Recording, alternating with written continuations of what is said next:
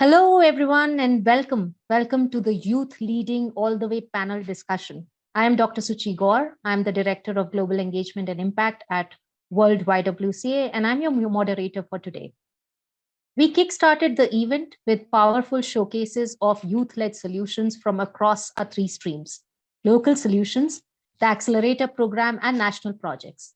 And we also heard from leading thematic experts about the relevance, innovative nature, and importance that they contribute towards tackling global challenges at grassroots locally. We now want to invite you into a discussion with us on the model of global youth mobilization, taking a closer look at the different structures, approaches, and processes employed to ensure young people can lead all the way in tackling global crises and challenges they are facing through grassroots and local action. We know we have people joining us from all around the world today, and we have a poll and word cloud going through the event to capture your opinion on the topics being discussed. So please do pop on to submit your responses. It gives me great pleasure to introduce the following panelists today in our discussion. Loris Tarazi. Loris is a youth board representative from YMCA Jerusalem. She sits on the Global Youth Mobilization Board. Hi, Loris, welcome. Halima Nyoto. She's a project lead, local solutions and accelerator program funded project called Mazingira Bora, based in Kenya. Then we have Supreet Balaji, who is a global youth mobilization youth panelist who joins us from India. Hi, Supreet, welcome. We also have with us Dr. Gordons, who is Director of Health and Multilateral Partnerships at World Health Organization, who's joining us from Geneva. Hi, Gordons, welcome. And we also have with us, last and finally, Dr. Chris Milora, Senior Researcher and Leverhulme Trust Early Career Fellow at the University of East Anglia, United Kingdom. Welcome each and every one of you. Thank you for joining us today. While we start, I think I want to pose my first question to Halima. Halima, who joins us from Kenya and is a project lead for a local solution and accelerator funded project. Halima, the local solutions, which are a core part of the design, they were created to ensure we put money in the hands of youth for youth so that they could decide from scratch how it should be spent on and which initiatives. The accelerator program then accompanied selected projects to grow, develop, and scale the impact from those projects.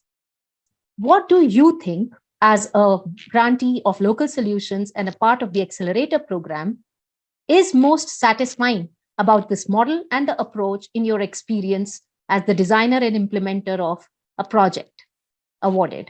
Thank you so much. Thank you so much. As you've heard, my name is Halima Nyota. I have been leading an initiative supported by the Global Youth Mobilization called Mazingira Bora, and with understanding on how young people who are majority and who are the shapers of change across the world. One thing about the model of global youth mobilization is that the GYM dispensed the narrative that the narrative of youth are the leaders of tomorrow, and agreed that young people can be the leaders of today. And we're looking at a scenario whereby across the world, it is the young people who are shaping change. From the beginning of COVID-19 pandemic, how young people joined to organize educating and managing programs to reduce COVID-19 stigma, to ensuring that there is change across the country, across the region.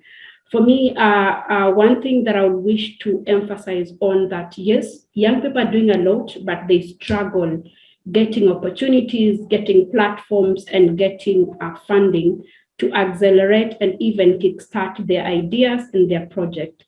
Looking at the model is from the local solution where my project was part of, we had the opportunity to have address the effect of the pandemic on young people within the mining sector.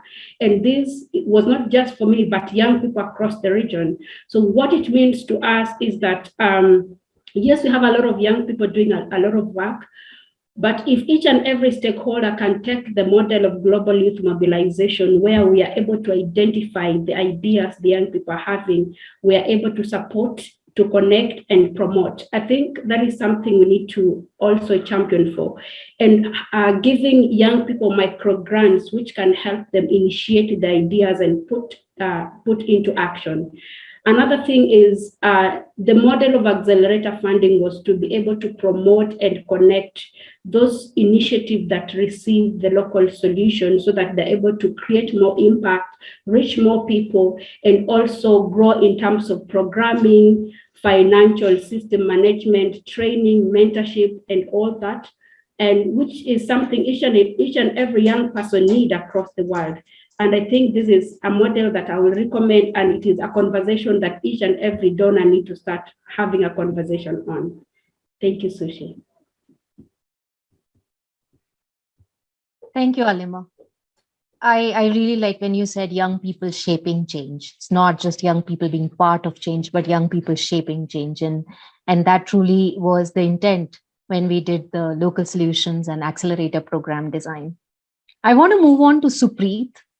Supreet, one step ahead of youth deciding all the way the design and implementation of these local initiative happens, is also youth deciding which projects should be funding, where should the investment go into, not just on ground, but at a global level. Global youth mobilizations, local solutions, micro grants to the local projects were decided by young people, and you were part of that panel process. As a global youth mobilization youth panelist, what is your take on the importance of young people and their decision making in funding, deciding where money should actually go to? Thank you so much, Suchi. That's a wonderful question. And to be honest, identifying the best sources of funding is crucial in any venture, activity, or program. And it's no big surprise that is the case even in decision-making place, which plays an important role in this particular process. But youth participation in this particular decision-making processes is, however, very critical and crucial for the funding processes too. So there's always a new perspective, new idea, new insight that is brought in by us young people. And young people are always more creative, innovative, and ideative when it comes to tackling issues or meaning to input some particular complex problems or giving solutions to complex problems. So that is one of the things that makes us better to understand where to allocate what funds. So as part of the decision-making processes, youth can also help identify projects that can contribute in the society in a long-term process.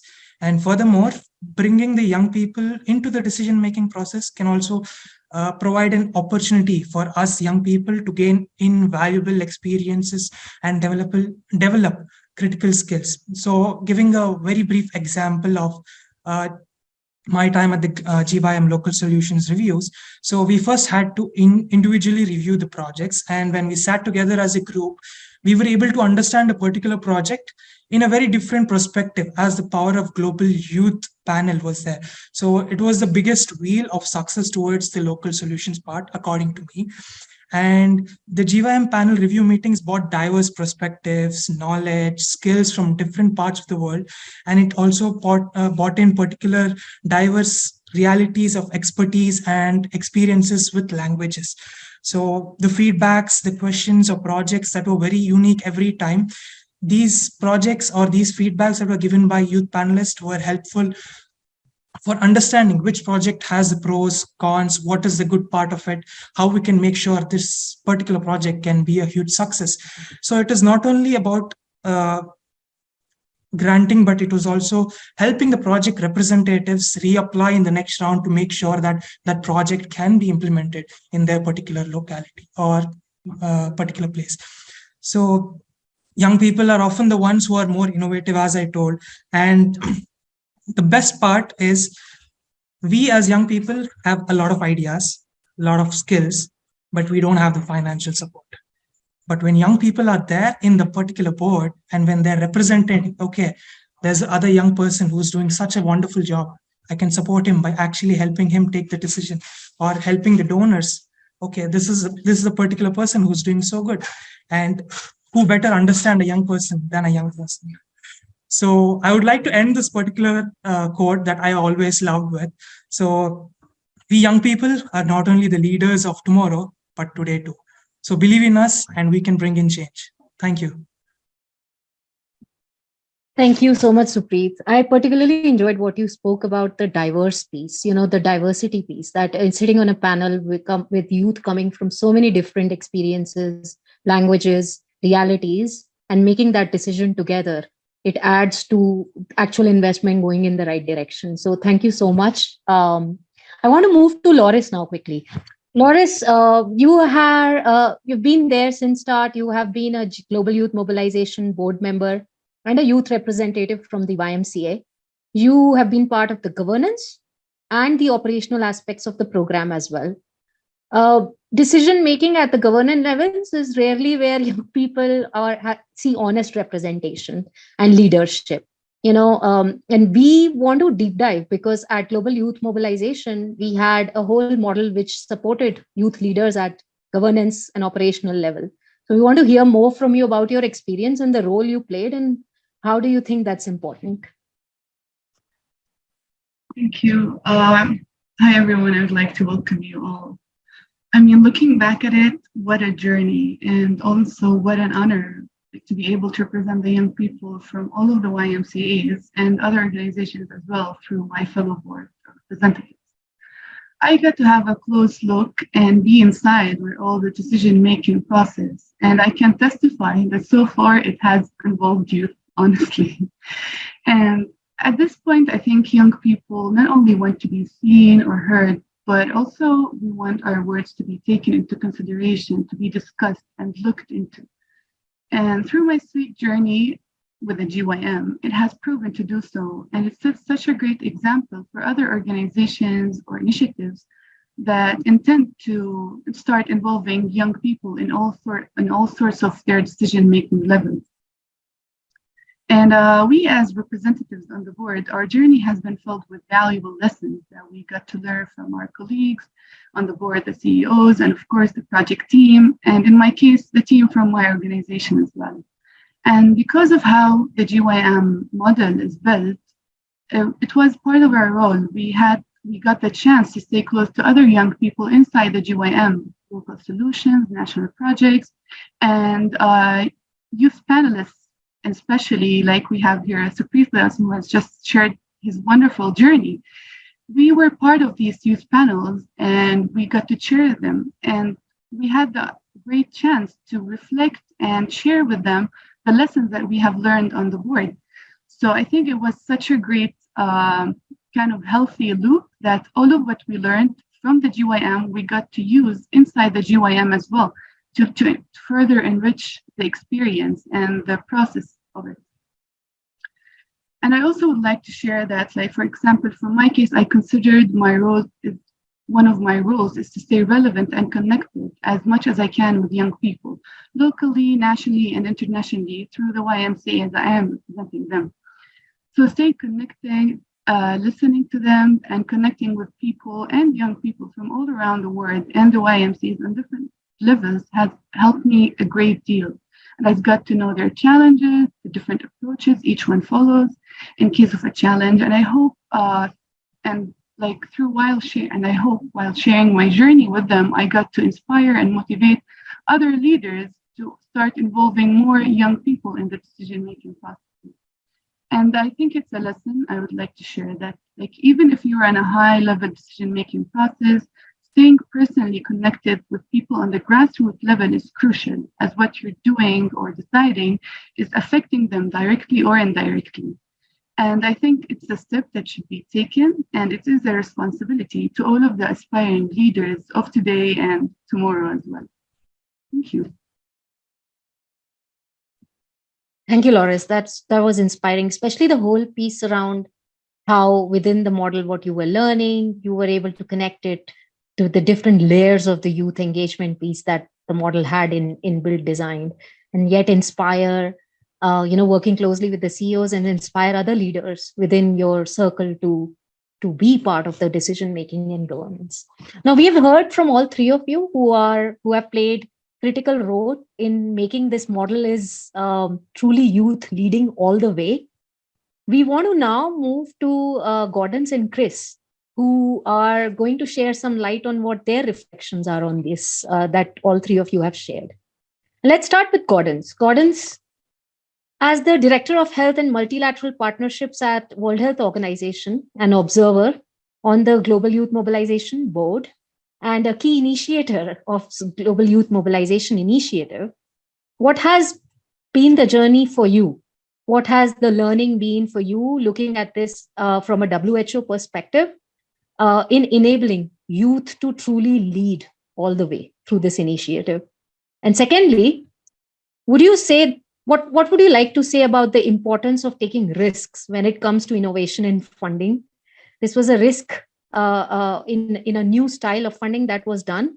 And what do you suggest for other organizations to do when they want to include young people and do programming differently? Over to you, Gordons. Thanks a lot, Suchi, and indeed, what a journey. Let me start the journey by taking you back to August 2020. Pandemic had really started, and the media, the public discourse was, youth are the super spreader, youth are the problem. We had initiated the Solidarity Response Fund, where we got private sector and general public donations, and suddenly WHO became not only a recipient of money, but also a donor of money.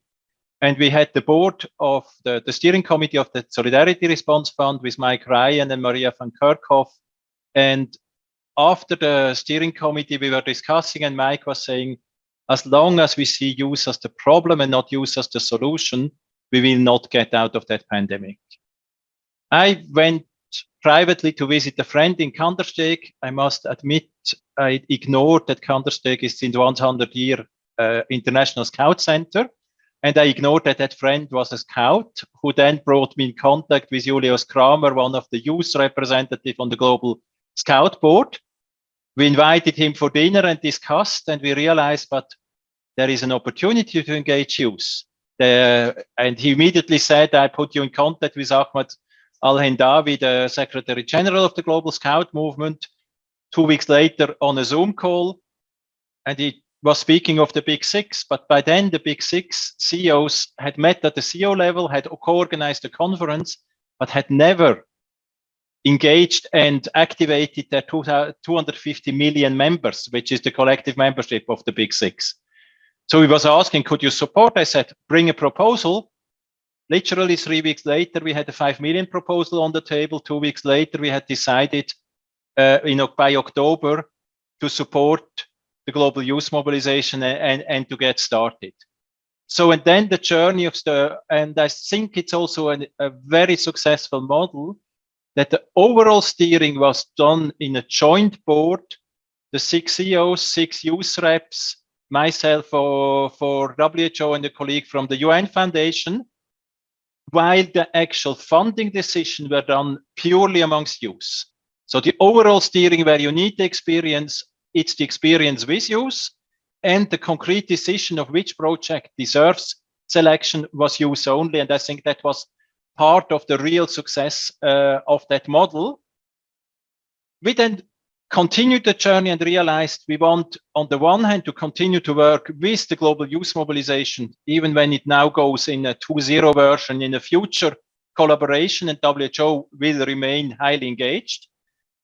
But we also want to work with each of the 6 organizations. Therefore, in May 2021, we signed MOUs with all of them, really looking into how can we bring that collaboration on mental health, on reproductive health, on vaccine hesitancy, on universal health coverage, and you name it, to the country level, to the local collaboration between our country offices and the local youth groups.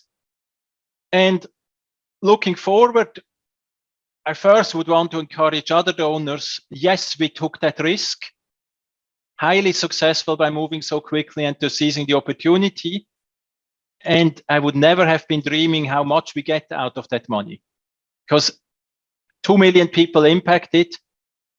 hundreds of thousands of young being active and motivated and going forward, and what you learn what you impact immediately, but also what you learn on the way. So really highly successful and really worth investing in it.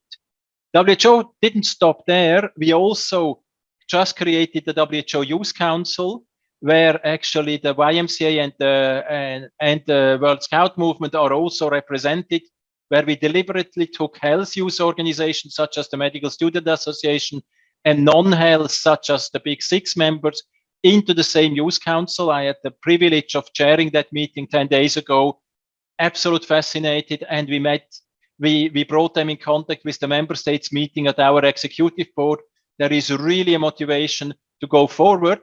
And as you were speaking of diversity, personally, I have the privilege of having other dossiers which are linked. I'm also responsible for Sport for Health. You probably have seen WHO's logo at the Football World Cup, where we bring those, where we also want to motivate young people being active in sports. Or we just launched the WHO Civil Society Commission.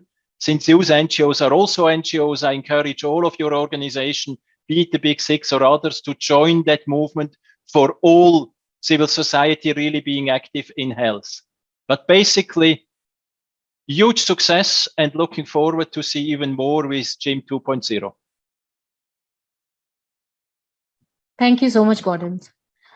What you described as such a cascading effect on organizations when risk is taken, when that first step is taken, and when you go out of the way to engage youth, it results in multiple, changes within the system itself. And that's something that as international, intergenerational movements, which are focused on youth leadership, all Big Six organizations have experienced. And it has further reinforced during GYM. So we are truly grateful for the support of WHO and for the work that you and your team have done in making this a reality and showcasing to the world what happens when we make sure youth lead all the way.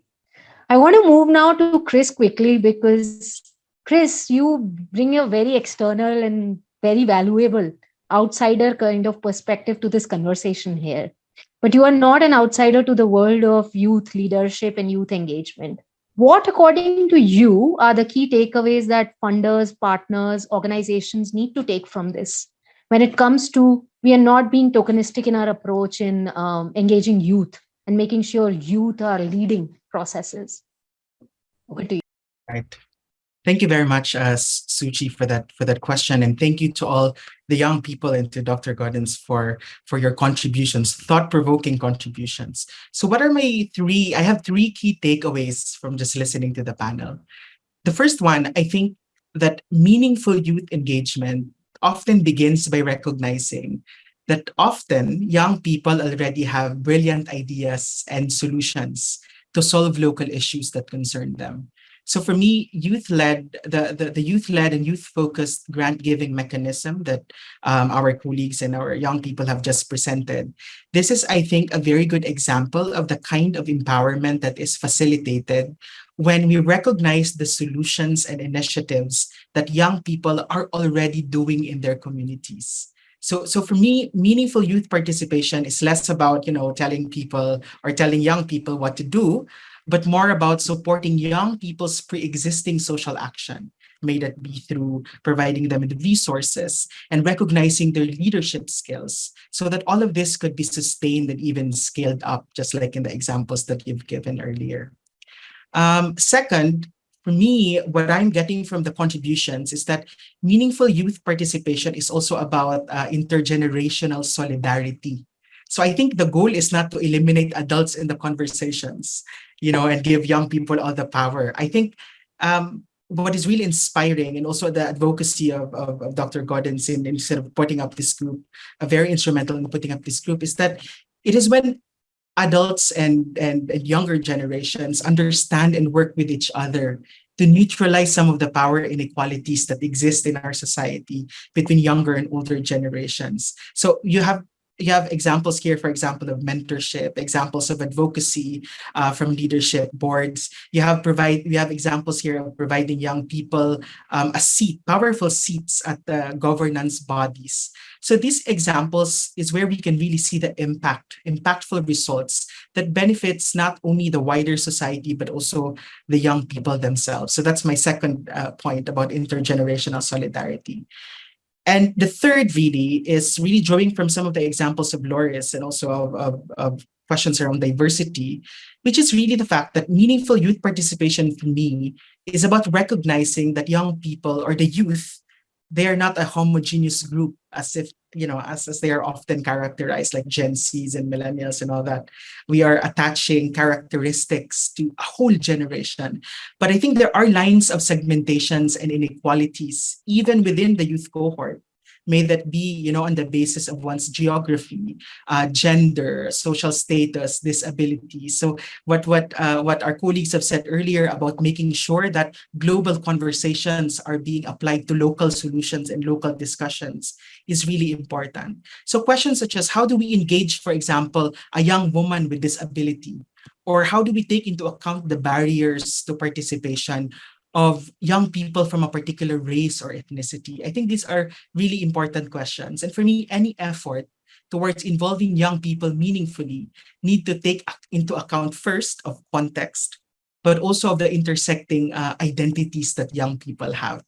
So those are my three key takeaways, and really just a final thank you for the very inspiring work of global youth mobilization and for the examples that our young people have presented today.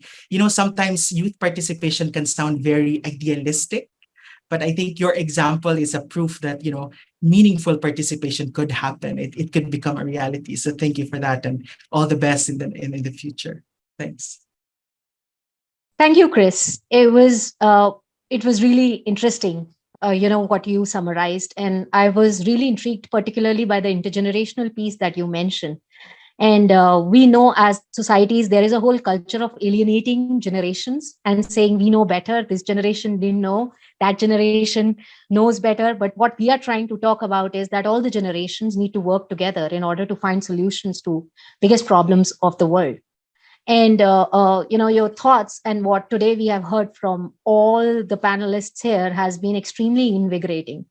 I want to close this piece of conversation first with three big kind of thoughts that come to my mind when I heard you all. One of which was the model of GYM, how innovative and multi-layered it is when it comes to youth engagement at different layers, and how that model has kind of started to let people think about addressing the systemic challenge that exists around the world when it comes to youth as leaders of present. Youth not just as leaders of future. As Supreet was mentioning, youth are leaders of present, and we are trying to do that.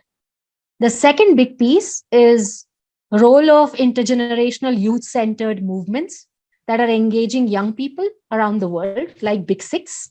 We are not just focused on youth doing certain things. We are focused on youth designing, youth creating, youth deliberating, and youth leading all the way. And the third big piece that comes to my mind is how truly moved we are to youth not being seen as a problem. I go back to what Gordon was saying around how it started with youth being seen as a problem during COVID, and why it is truly important when it comes to not just COVID, but any other issue, to see youth as part of the solution. Youth are the true solution to finding better solutions to solve the biggest problems of the world that we are facing right now and we might face in the future. So it's not just how relevant the model became to COVID, to the fact that in COVID, youth were seen as a problem, but to how we can adapt that model to solve other big problems that the world is facing right now and might face in the future. So I truly appreciate everyone's remarks in making this panel what it was today. I want to thank our speakers, all of you individually, for not just contributing right now to this panel, but to making GYM the success. And for Chris, for your amazing reflections around seeing it from an expert eye. I also want to thank today our audience for tuning in from all over the world to join this innovative session, which talks about youth leading all the way. And I want to close this session now by really thanking Big Six youth organizations for making GYM a truly true success. Thank you so much.